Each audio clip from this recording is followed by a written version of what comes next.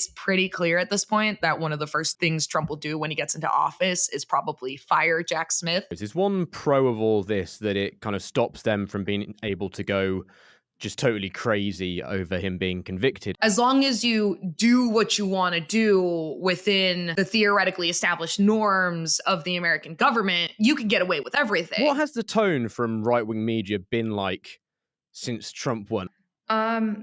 Insufferable. The reality doesn't matter to these people. And so whatever fits their propaganda is what's going to be the actual reality in their eyes. What path do you see that kind of infosphere going down? The one thing that I can say of what to expect is...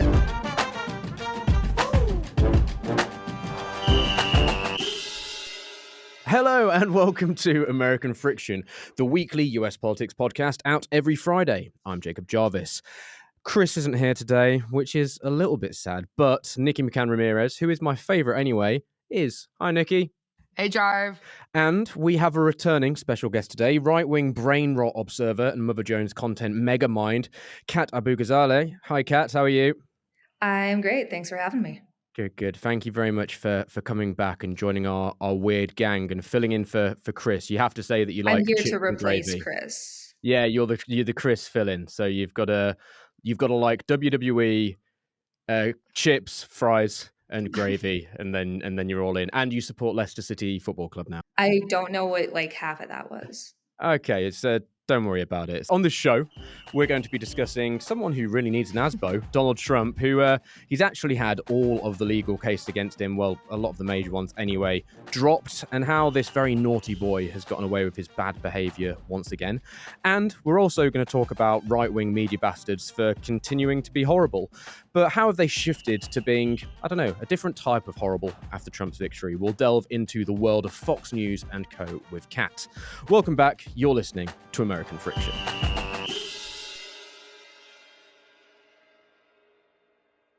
We set up this podcast a few months ago to follow the election campaign, which is sadly over, but we really aren't going anywhere. We want to keep going on for a very, very long time, don't we, Nikki? Absolutely. And if you want to support our work and enjoy what we do, please support us on patreon.com/American Friction. There is a link in the show notes. You can get episodes ad-free, bonus content, and help keep us going.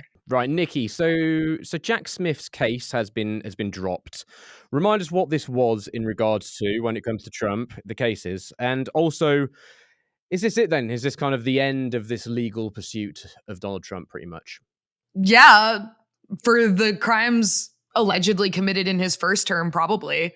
Mm-hmm. So the two cases that were dropped were the Justice Department's investigation into his role in election interference plots in the aftermath of the 2020 election, and the federal investigation into allegations that Trump mishandled classified documents after he left the White House in 2020. The first case was kind of ongoing. They theoretically had a trial date that kept getting delayed. Since Trump has now won the election, he takes over control of the Justice Department, and he can essentially shut down the case. So it wasn't going to go anywhere.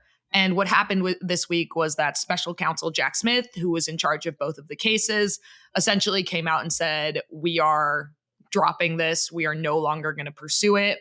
It's pretty clear at this point that one of the first things Trump will do when he gets into office is probably fire Jack Smith and dismiss him from the Justice Department. He is sticking around for it, which is interesting. But the other case, the documents case, was kind of in limbo before this. We've talked about it before on the pod. Judge Eileen Cannon in Florida, where the case is based, after the Supreme Court immunity decision, issued a ruling essentially saying that the appointment of Jack Smith to oversee, to become a special counsel was inherently unconstitutional. She based it off of a concurring opinion that Justice Clarence Thomas wrote, essentially challenging the Justice Department's ability to appoint special counsels. And the Justice Department in turn was trying to challenge that ruling and revive the case. But now that Trump has won, it's pretty much a moot point. The hush money sentencing as well. So this is something where he basically has been found guilty there, but the sentencing isn't going to happen. That's been put off. What's going on there? Postponed indefinitely. Yeah. So It's postponed indefinitely. We, again, if you listeners have checked in on our past episodes, we have talked a lot about this case in the context of the immunity ruling. Essentially, what the judge is weighing two things here. The first thing is that Trump is now going to be president. And while you can be a convicted felon and run for president and become president, there is no precedent, for like theoretically sentencing and potentially jailing a sitting president. So there are constitutional questions related to that the judge has to weigh. And at the same time, Trump's lawyers are arguing that the Supreme Court immunity ruling from July means that they shouldn't be pursuing this case at all. So what the judge has said is he's accepted that motion from Trump's team. He's basically saying, I will hear what you have to say about the immunity ruling, but because of all the questions related to Trump's presidency and what that would entail, we're essentially going to postpone the sentencing indefinitely, maybe until he's gone from office, or if he rules favorably on the immunity question for the Trump campaign, the case could also just get dismissed. Are there any legal cases that he is still facing then? Or is that essentially, again, it's a technical question realistically, because anything he is facing, it feels like whilst he was president, it's almost like it just doesn't really matter or count or work. Well, theoretically, the Georgia case is still ongoing, the election interference case in Georgia under Fani Willis. You run into the same questions there as you do with the New York hush money case. Can you bring a sitting president to trial, which historically the answer has been no. Could you sentence them and send them to jail? They are making, if they are making arguments that the president is immune from prosecution related to the January 6, 2020 election stuff at a federal level, they could theoretically make those same arguments at the state level and say that you actually cannot prosecute this at all. The one difference I think that's pretty notable for the Georgia case is that Trump is a co-defendant. He's one of more than a dozen Republicans associated with the 2020 election interference efforts who were indicted by Fani Willis. So even if Trump gets away with it and gets removed from the case, we might still see a slew of prosecutions related to the other co-defendants, your Rudy Giuliani's and the like. Oh, poor Rudy. Kat, is poor Trump Rudy. Not really, Rudy. But someone buy that guy a fridge. Kat, is Trump going to use this to suggest basically that he was just innocent all along, even though that's not what the delays or dropping of the cases means? I mean, yeah, absolutely. This technicalities and what words actually mean have not stopped these people from saying it's something else in the past. Sure. They love to pretend that words don't have any meanings and that ideas are actually totally different if you just look at them through our glasses. So there's nothing stopping Trump from saying that he's innocent, he's freed now, he didn't do anything.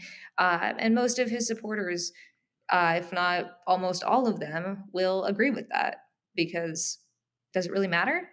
No.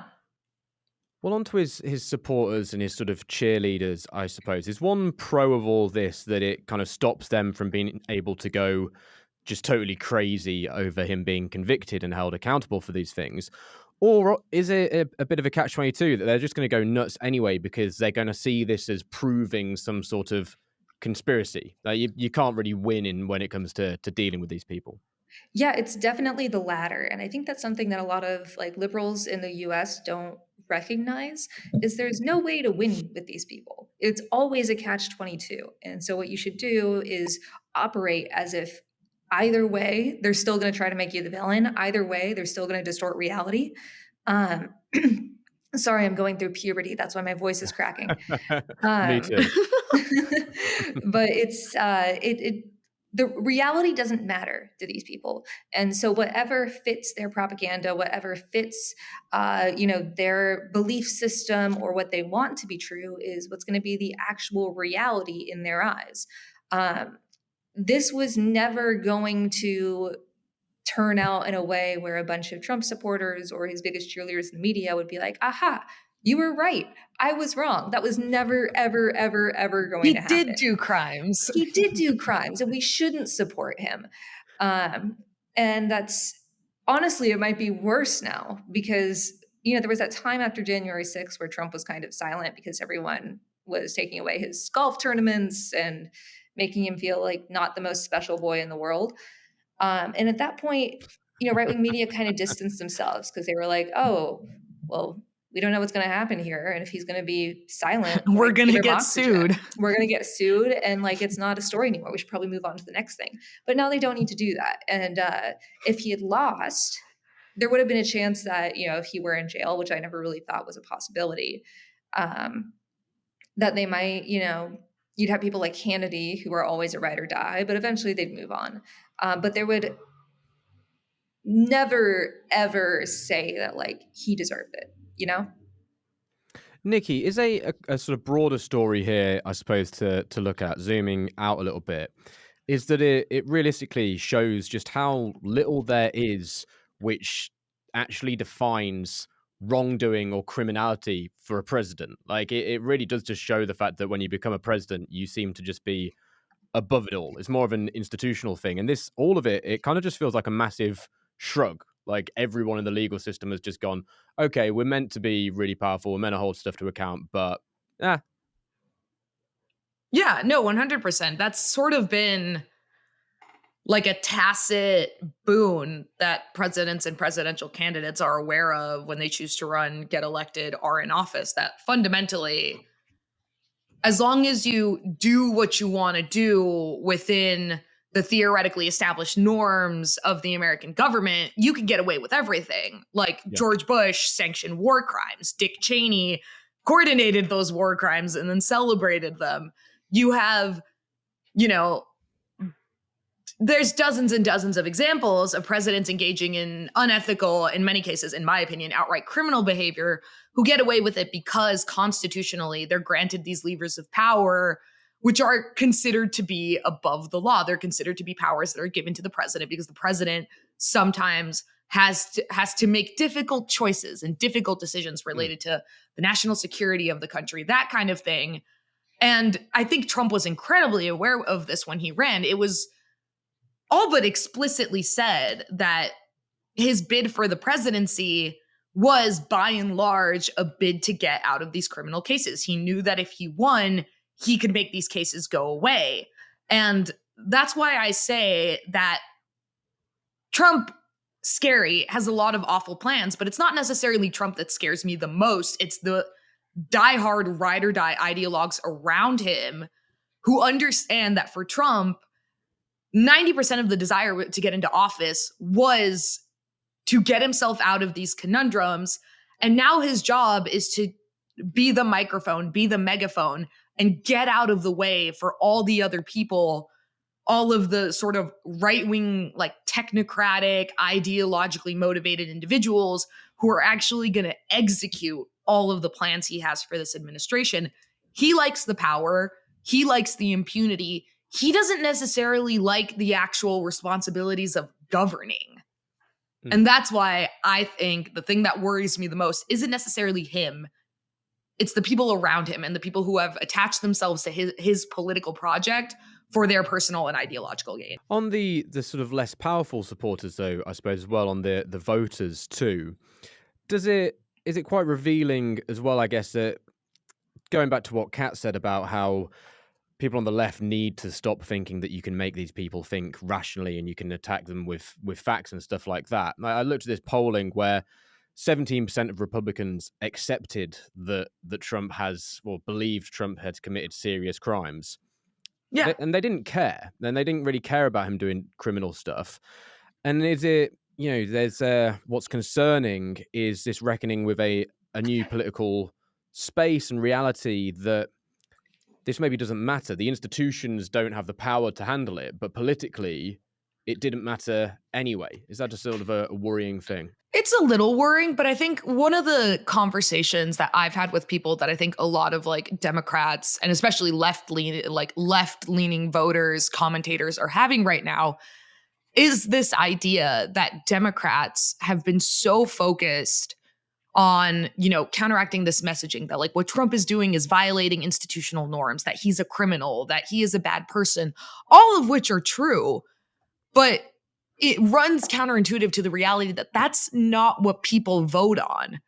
People don't vote on like the philosophical and esoteric or like the theoretical. They vote on the reality of their material conditions. And despite everything that Trump was doing, he was making a concrete economic argument that put a name and a villain on the issues that are directly affecting voters. It's been said 1,000 times, but his old adage of I could shoot someone on Fifth Avenue and like, people would still vote for me.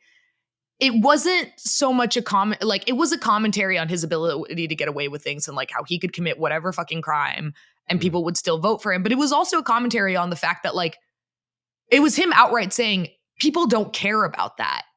Yeah. Voters will not vote on that. They will vote on what I am offering them, not what I've done in my like personal or political life. They're voting on how I say I'm going to make their lives better. If only the Harris team had had more time to fill out her biography, it would have. If only she'd defined herself as a candidate. Exactly. If only that had happened. If only she had listened to the many, many, many people who told her the exact things that Democratic strategists are pretending didn't actually affect the election. If only. Exactly. Don't worry. Oh, we're going to get into it.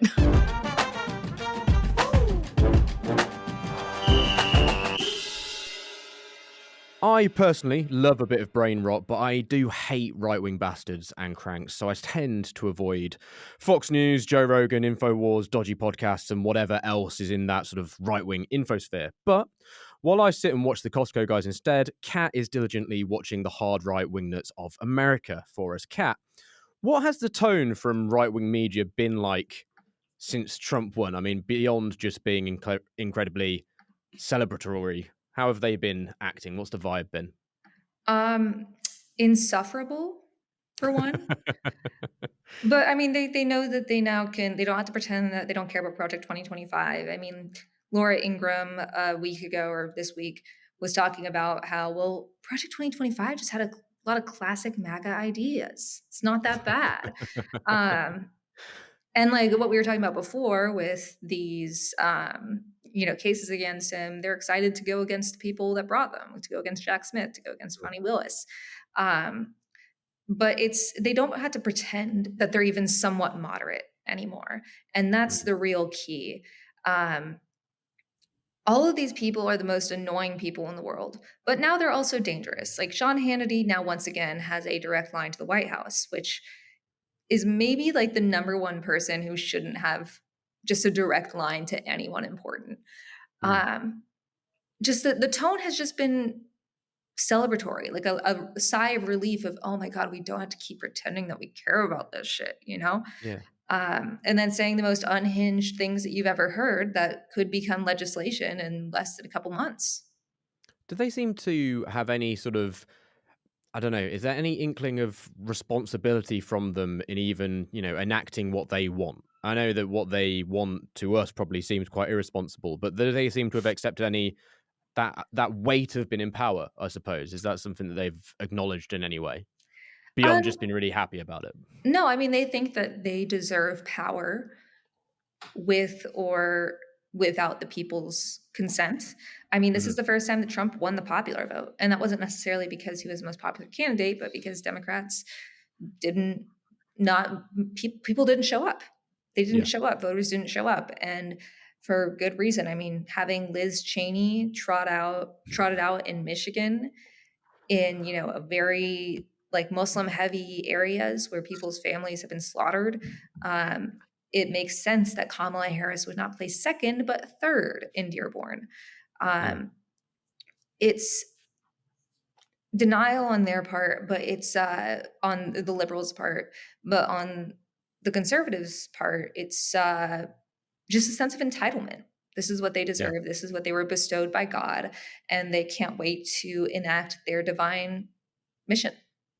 So Kat, as you and I know from our previous work together, during Trump's first term, there was definitely what Media Matters coined as a revolving door between the administration and Fox News.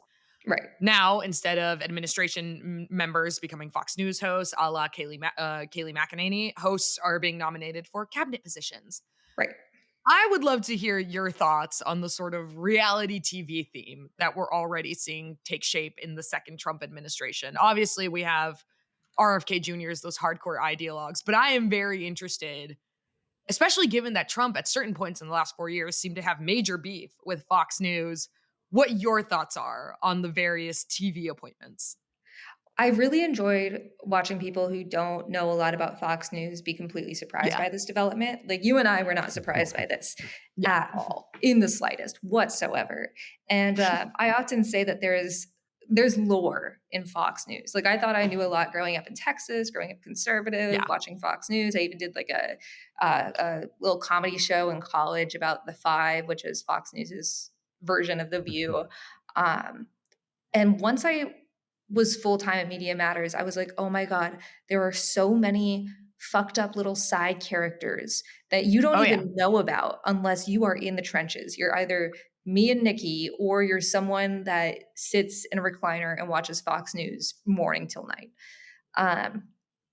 And these picks, I mean, they make sense if your entire worldview is dictated by Fox. You go, oh, who should run the Department of Defense? Well, there's that guy that hosts the Patriot Awards.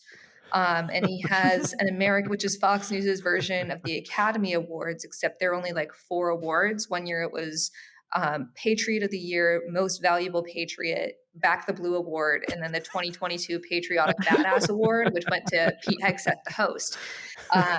So you're like, oh, that Just makes give sense. yourself an award. Yeah, and what's the difference between Patriot of the Year? No, I don't know the difference between Patriot of the Year and Most Valuable Patriot. I'm just mad that I wasn't chosen for either of them. But it's like a child. Like, if a child is picking a cabinet and you're like, who would run this the best? And you're like, well, Bluey has a lot of qualifications in this area. So that must mean that, she should run, et cetera. Et cetera. Like, it's basic association. Pete Hegseth, military guy. Sean Duffy, he's probably talked about being outside before. So, interior, that just makes sense. The guy that goes on, I know grass. I've been on grass before. The guy that talks about, wanting to deport everyone on Fox News, Tom Homan, who was a Trump administration person in his first term. He's always on there. So of course he should be on he should run ICE essentially, or be the border czar.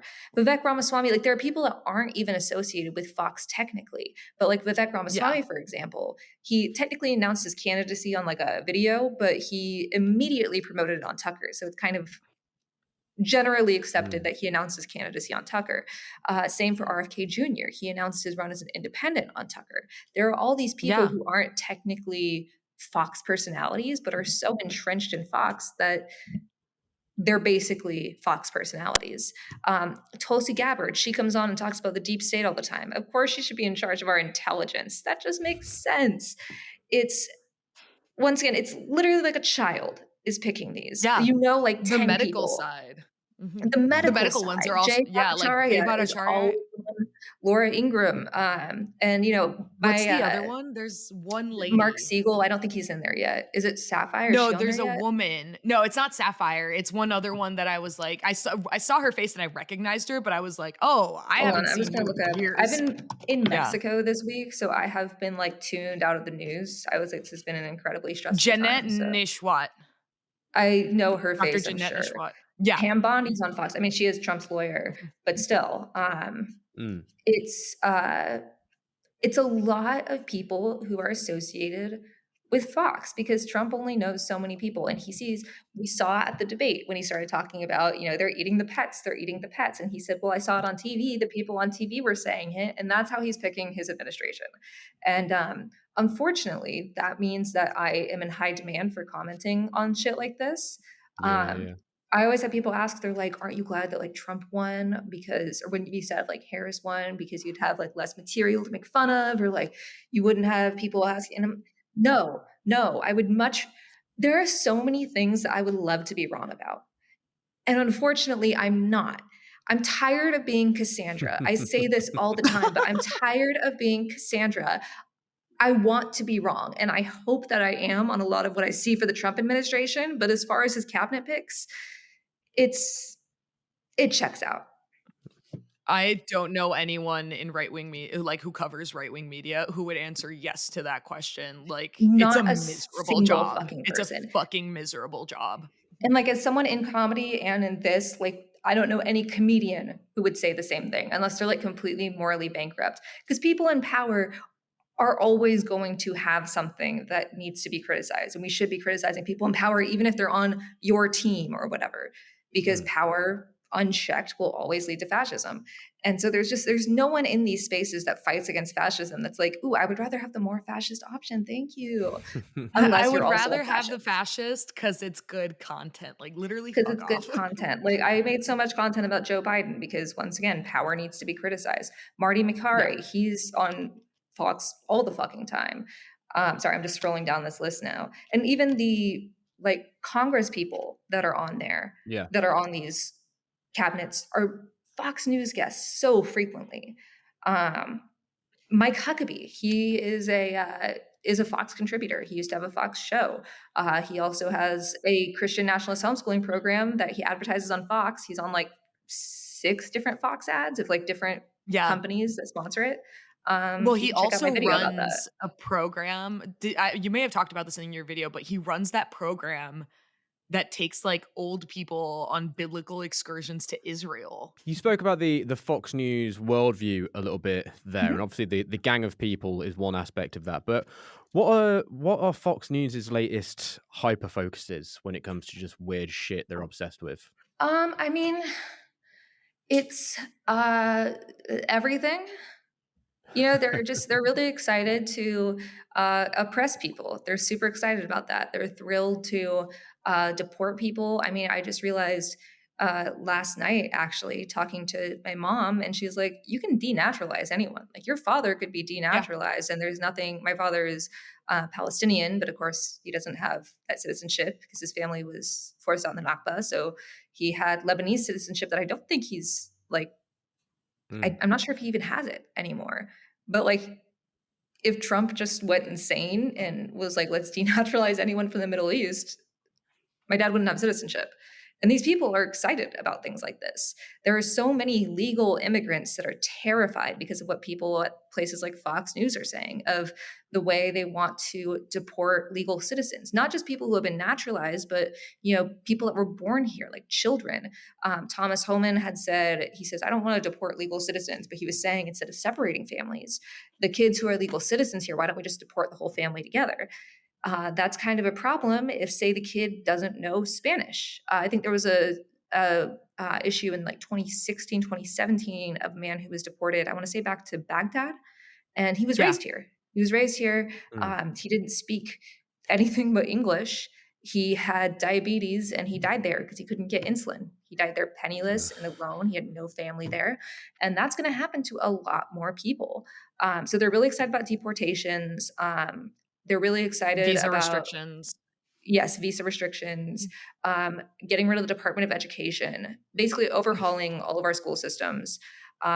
By the way, if people have any, I'm going to do a shameless self plug here. If you're wondering a little bit about like the basis of this, I have an hour-long primer on white Christian nationalism that I did with the People for the American Way Foundation on my YouTube channel. You can check it out. I go through a lot of these individually and talk about the basis in both Project 2025 and the historical basis of white Christian nationalism. Oh, I have a Um, question for you about that. yes, ma'am. We've been seeing, not just through Project 2025, but over the course of the interim between Trump's 2 administrations, a real rise in the prominence of like Christian nationalism as a defining force within the right. And it's not just like, in a lot of ways, it is like generic Christian nationalism, but also the rise of like Catholic conversions among right wingers. This idea of like returning the United States to biblical, like Judeo Christian values. And I thought your video on it was fantastic. So I would love if you could lay out for listeners the changes you're sort of expecting and how you think this like resurgent force of Christian nationalism is going to shape this second Trump administration.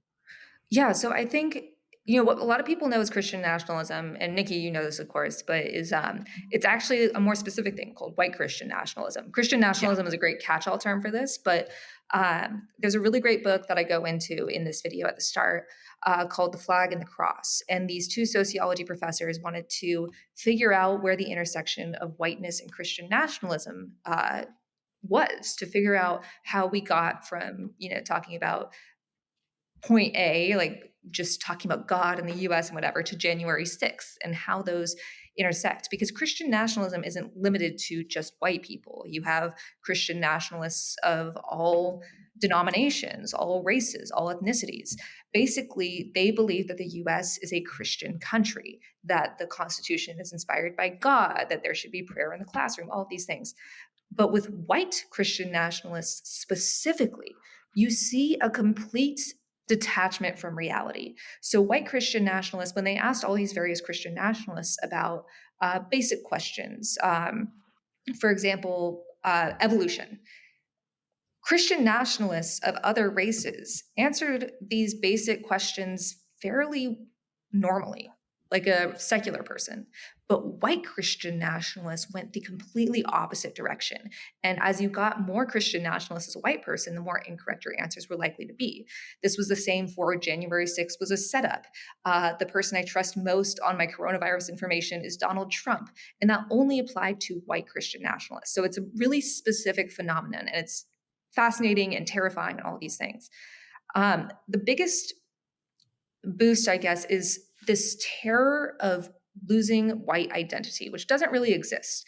People talk about Black identity, but that's because you're a diaspora. You don't have a country or ethnicity to find a home in, because in many cases, Black Americans were brought over here for the slave trade, and their heritage and cultural traditions were erased for forced labor. White identity is based in white supremacy. You have people that celebrate their Polish heritage, and super cool, great food, great, music, dances, whatever you want to do. You have people that celebrate their Italian or French or whatever heritage. But white identity is a white supremacist and often white Christian nationalist idea that isn't, sorry if I'm rambling, by the way, but it's not only Christian. White Christian nationalism is focused on that first word, white, because they see the US as a Christian nation, but they also see it as a white nation. And so all of these ideas, the white, the Christian, and the nationalism, have blended together. So for the next 4, 8, 12 years, we just don't know what's going to happen in terms of our norms and laws and constitution.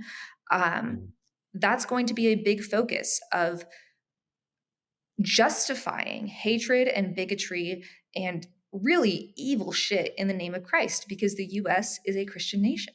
And the US is not only a Christian nation, but it is a white one as well. And this has been happening for a while, basically starting in desegregation. There's always been Christian nationalism and white supremacy in the US, but once desegregation became more popular, once the civil rights movement became more popular, these far-right figures realized that racism wasn't enough to galvanize new people into their movement, which is why they hinged it on Christianity by saying, the gay people, gay rights were going up before the AIDS crisis. Popularity of, just them existing was increasing. But then the moral majority, which was a group founded by these segregationists that were really pissed off, went, you know what we could trigger people by saying the gays are coming for your kids. Everyone loves their kids. Everyone loves Jesus. If we tie the two together, then we can bring people to our movement. Same with abortion. Same with, keeping women in the home. Same with having more traditional values. And so it all goes under this umbrella that's just hatred. And that's going to increase. People like Nick Fuentes have a much, much larger seat at the table, even if it is trickled through Fox News, trickled through Rogan, trickled through all of these other places, especially Elon Musk's X. They're going to try to make that the norm, to make you accept that their worldview is the only one. On that side note there of people like Joe Rogan then as well, he's getting a a massive amount of clout, and I think there's a lot of revisionism around the Harris campaign and how much of an issue it was her not going on Rogan and all that sort of thing. Has he started to make Fox News look a little bit less relevant than it was? Is there a shift in power balance, or is he a totally new player? And Fox News still stays really powerful, but then he's an add-on. There's things like Rogan as well that are also taking power and positions up. So the power of Fox News isn't necessarily the people who are watching it, because that's a lot of old people. Nikki and I's old boss, Andrew Lawrence, always said that Roger Ailes created the Fox to prop up the GOP. But over the past years, the GOP has now become an institution to prop up Fox. And that was really true in the Trump administration, especially when Tucker was there. But it's still true now. I mean, that's why you have so many Fox personalities and friends that are in his, or will be in his cabinet, most likely. But the power that really comes from Fox is twofold. First off, I mean, you have the ear of the president, and you have the GOP trying to get on there. If you want to know what the GOP's next plans are, you can probably just watch Jesse Waters' Primetime and figure out what their agenda is for the next week. But also, it shows when ideas from the far right have become normalized. Nikki, were you there when Tucker first said replacement theory? Yeah, I wrote it. Yeah. It was like all like alarms everywhere. We were at DEF CON 1. It was insane to see this replacement theory. For those who don't know, it's the idea that liberals or leftists or the Jews are trying to replace good white Christian Americans with immigrants, which is completely unfounded. It's a white supremacist theory that was on the far right fringes, especially the online far right, for a long time. But Tucker, who got a lot of his info from 4chan, slowly brought up this idea and eventually used the words replacement, and then used the words great replacement, and then used just the full out great replacement theory.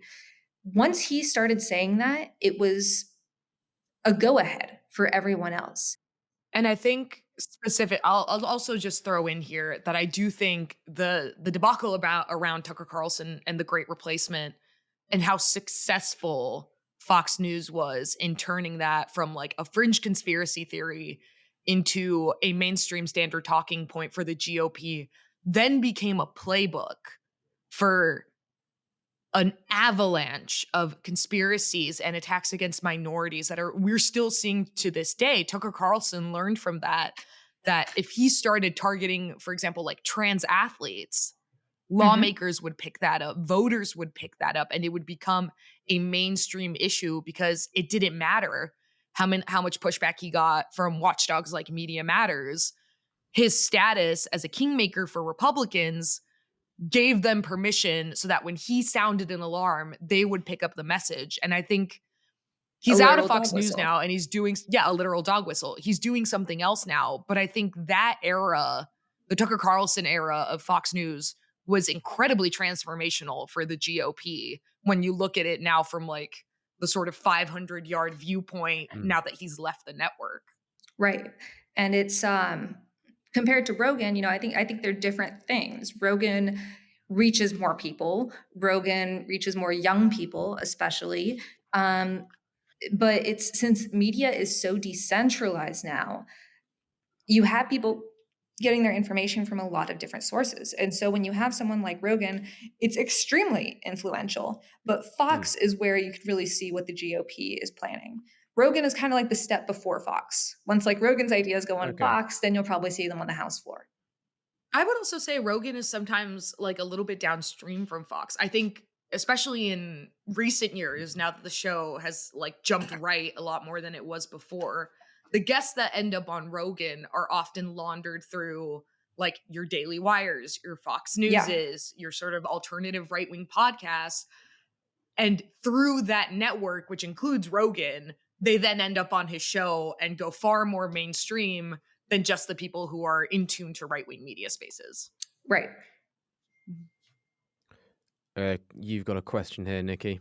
I do. I'm sorry. I'm looking at y'all's beautiful faces and not the script. Thank you, ma'am. And then sort of to link this back to the election in a question that I hate listening to be discussed, but I'm going to ask it to you anyway. We've heard a lot of shit about how there needs to be a like quote unquote Joe Rogan of the left. I have my reasons for why I think that is a complete misread about what like Democrat and left-wing media spaces need to be doing, but I'd like to hear your takes. Yeah, so I mean, I think this is when people say shit like that, especially when they list people, they're like, we need a Ben Shapiro, we need a Matt Walsh. Those people rely on lying to keep their power, to keep their audience. And not to sound, principled Pollyanna-ish, but I don't think lying constantly and spreading fascist talking points is necessarily the way to galvanize the left or to because like a lot of times these aren't even political issues. We're just telling the truth. It's like a lot of progressive or quote unquote progressive ideas are extremely popular if you just say them correctly. A lot of Americans love the ACA, the Affordable Care Act, but they hate Obamacare. Those are the same thing. It's the same thing, different name. So when people say that we need like a Rogan type figure or we need these places where everyone's on the same message, they're missing the point. The big difference, I think, in right-wing media and left-wing media, once again, we're in America, so there's no left-wing take it with a media. grain of salt. I mean, even with my own stuff, like I have to couch it to make sure that it reaches like a greater audience, and then like they can radicalize. It's like you're realizing this thing is wrong, but if you come in guns a-blazing, they'll be turned off by that. Yeah.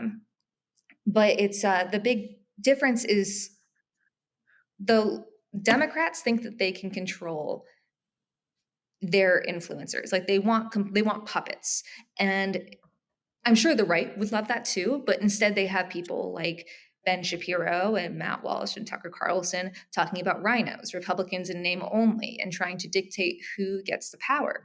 And Democrats are so fucking terrified of any criticism. As one of the 200 influencers allowed at the DNC, and they did not like if you wanted to say anything that was even somewhat like as a Palestinian person, I was like, I would love to talk to some of your surrogates, just have like an honest conversation. And like, I, as a Palestinian person, I understand that you can't go like full statehood or whatever, but there's a middle ground there. If you want to not turn off, like Arab voters understand that, but they want like, at least for you to acknowledge we're human.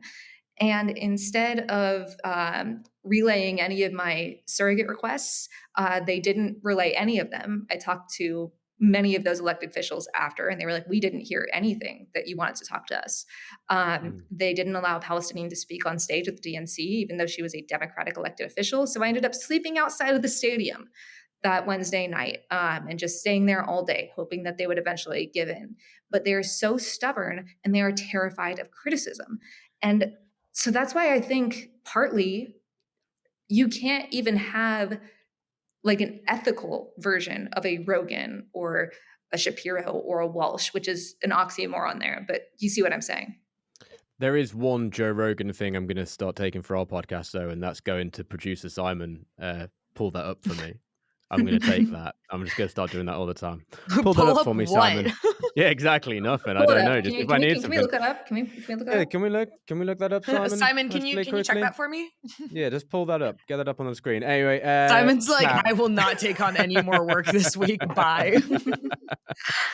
Kat, one final question here on the Fox News side of things. You made a video where you had some predictions for Fox News for the year. What are they, and what sort of, I mean, more broadly, what path do you see this the channel and that kind of infosphere going down? For like 2025? Yeah, let's I'd like to say that a lot of my predictions from my January 1st video were remarkably good. I mean, I was like, Greg Gutfeld is going to say the N-word. He didn't say that, but he did use the R slur like almost immediately into the year. So I think that we're going to see a lot of really, really, really stupid shit. It's hard to explain what Trump Fox was like unless you were there watching it. You had to have been there. You had to have been there. the thing is we just don't know where Trump is going to start. I mean, it could move fast. At the same time, he's nominating a lot of morons. If you think that Vivek Ramaswamy and Elon Musk together are going to be efficient, you are also a moron. I've got a bridge to sell you. So, I mean, the one thing that I can say of what to expect is this is going to be really scary, really icky, bad, all those things. But it's also going to be really fucking stupid.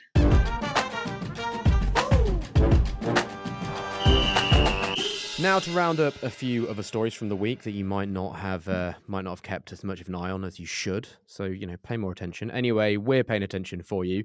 Nikki, Kamala Harris did a Zoom with Tim Walz, and yeah, I didn't make very many positive feelings about it. I didn't think it was great. What did you think of it? I am extremely please shut up. Yeah. Please shut up. I think I look at Walz and I'm like, look how they massacred my boy. I know, truly. That's really it. I look at Walz and it's just we could have done so much. They could have done so much more with you. But also, the one thing I will give Hillary Clinton, when she lost the election, she conceded and she went for a long walk in the woods. And we didn't hear from her. Yeah, she fucked off. And we didn't hear from her for 2 years. Because I don't want to hear it. I don't want to hear the excuses. I don't want to hear about joy.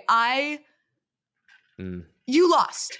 And there are reasons for that. And unless what you're offering is deep introspection about what went wrong and what needs to happen in order for things not to go wrong like that again, I'm not interested in it. I'm really not interested in it. I'm not interested. I get it. Democrats are not Republicans. They're not going to try and run a coup against the government to prevent the transition of power.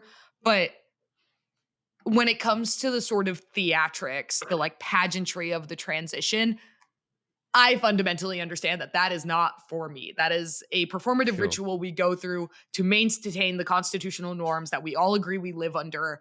And I don't need, above and beyond the procedural, this is what we're doing, the transition is happening, the inauguration, the handoff of the keys to the White House. I don't need you to give me anything else. Yeah. To make me feel better. Let me feel bad.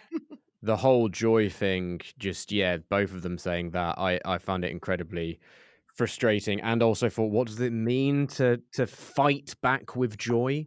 You can't fight with joy. It just doesn't make. It's just it was fucking stupid. It reminds me of the AMLO hugs not bullets in the drug war. I'm just what do you mean?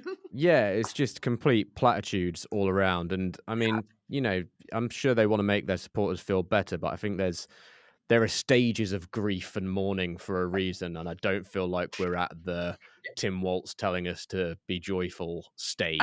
I'm stuck on anger. If I'm in the stages of grief, I'm stuck on anger. There were so many fuck ups in the campaign, and like I said, exactly. Go take a walk in the woods.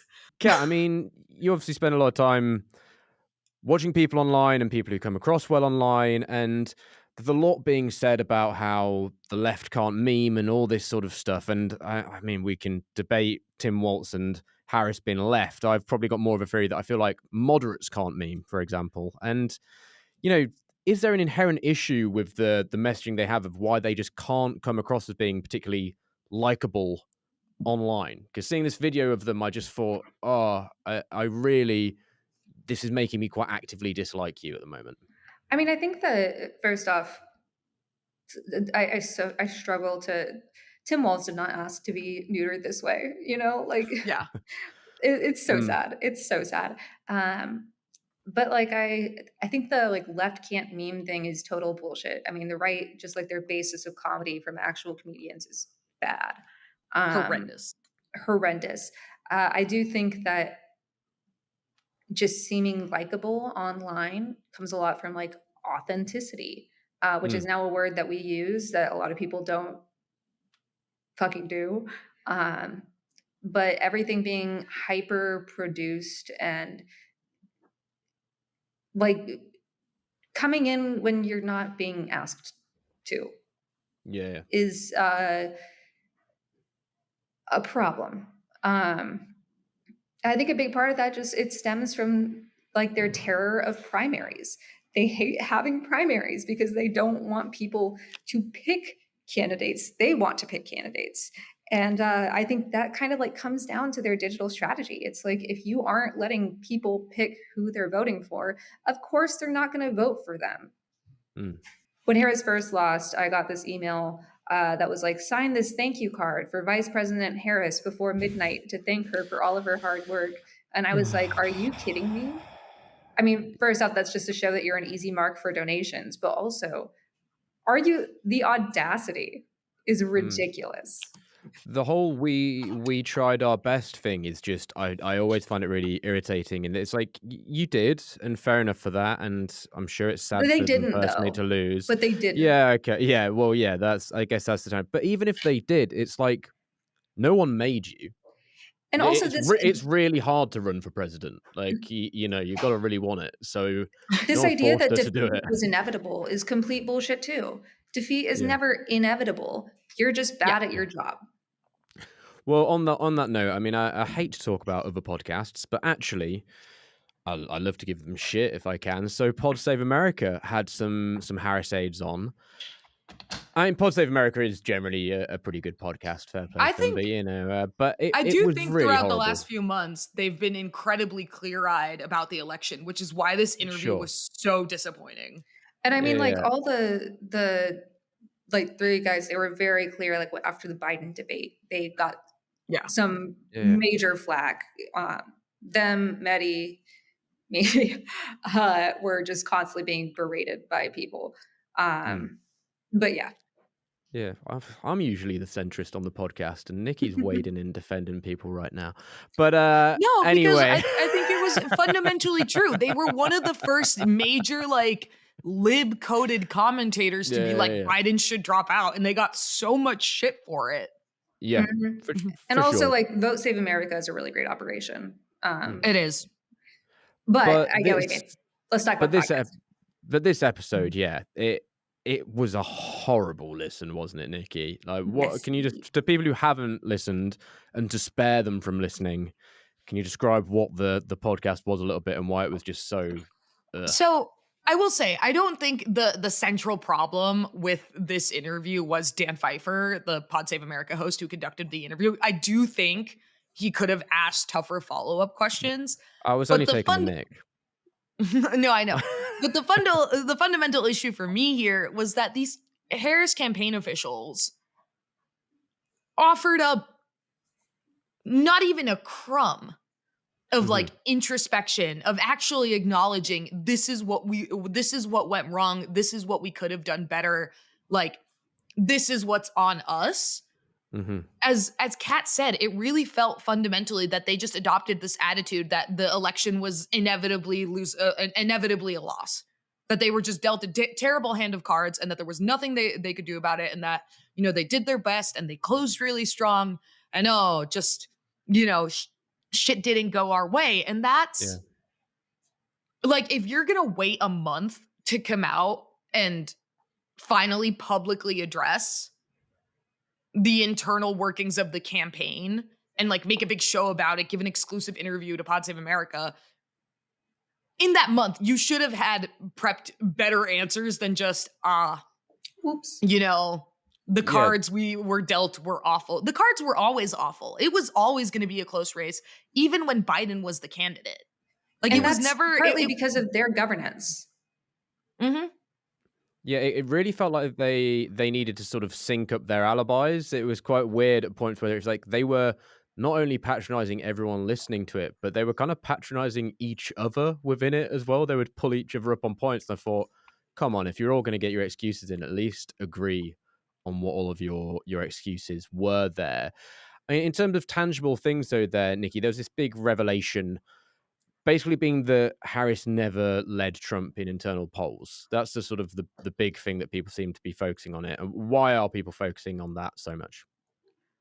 Well, because the public line from the campaign throughout the last 4 months was no, we're seeing great internal polling. Things are fantastic. Like, we're really confident about this election. And again,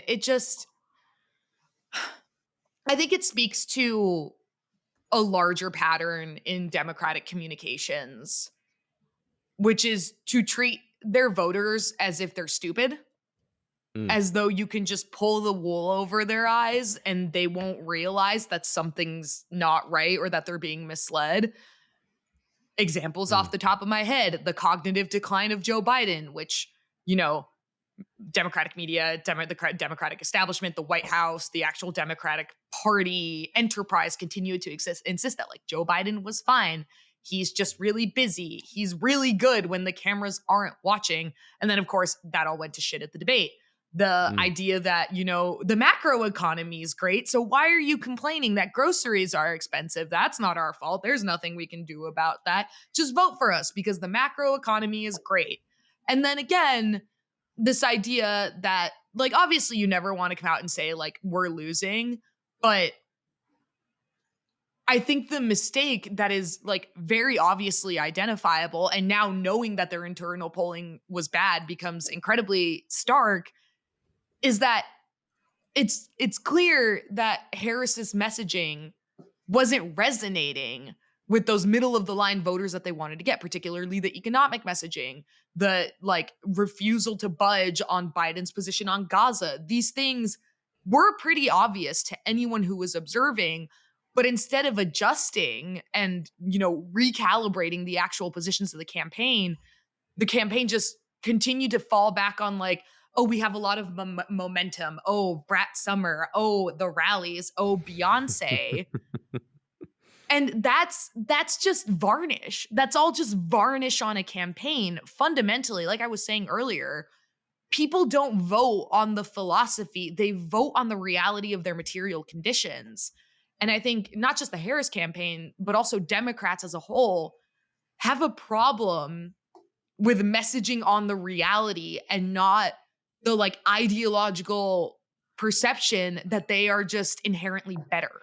Well, on that note, that brings us to the end of this episode of American Friction. Nikki, as always, thank you very much. Always a pleasure, Jarv. On this Thanksgiving, I am grateful for you. And also Chris, but less so because he's not here right now. Cool. Yeah. And you, Kat, who has been my essentially a lifelong friend at this point, because I feel like we've been in a lived through 10 together. lifetimes. We really have. Well, we are going on 5 years, which is very cute. I know. Nice. Thanks very much, Kat. Really appreciate it. Right. And all of you listening in, you're my best friend as well. But do you know how you could be a betterer friend? You could search American Friction Podcast Patreon or go to patreon.com/American Friction directly to sign up and support the podcast because, times are tough and we need that help. So there's a link in the show notes. We really want to keep going for a very long time, but we do need your backing to keep the show on the road. And there's no better time to do it than at the moment because there's a Black Friday sale. So if you sign up for a year of supporting us, we'll stick around for a year and you'll get a 20% discount. So yeah, do all of that. But also, you're still a good friend if you don't. But what you could do is go and make sure you subscribe to this show, rate and review us wherever you're listening.